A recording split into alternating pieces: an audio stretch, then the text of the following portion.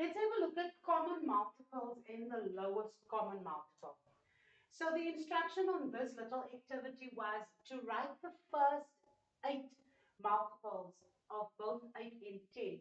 Now the difference between factors and multiples is that factors needs two numbers that you multiply together to give you the answer. But multiples mean you're counting in those numbers, right? To get the multiples. So multiples is you count in the numbers. Factors is two numbers need to give you the answer. Right, so our first 8 multiples of 8 is 8, 16, 24, 32, 40, 48, 56, and 64. It is important to know your multiplication tables, otherwise this is just going to be difficult. Then the first 8 multiples of 10 are 10, 20, 30, 40, 50, 60, 70, and 80.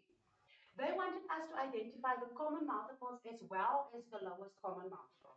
Now, common multiples are numbers that is the numbers that appear in both 8 and 10, right? The only number in the first 8 is 40. So the common multiple in both of them are 40.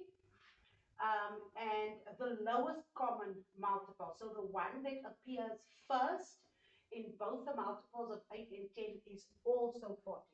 If they asked you to give the lowest common multiple of, let's say, 3 and 7, you would write the multiples of 3 and the multiples of 7. Then you would find the first number that appears in both the lines of 3 and 7. So that's how that is done.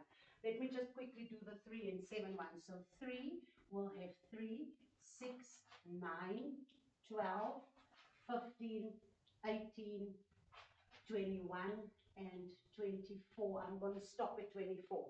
Then let's look at the multiples of 7. 7, 14, 21, 28, 35. Right. So now I'm going to look for the lowest common multiple. So the lowest common multiple in this instance will be 21 because 21 appears here and here first. So the lowest common multiple will be 21, right?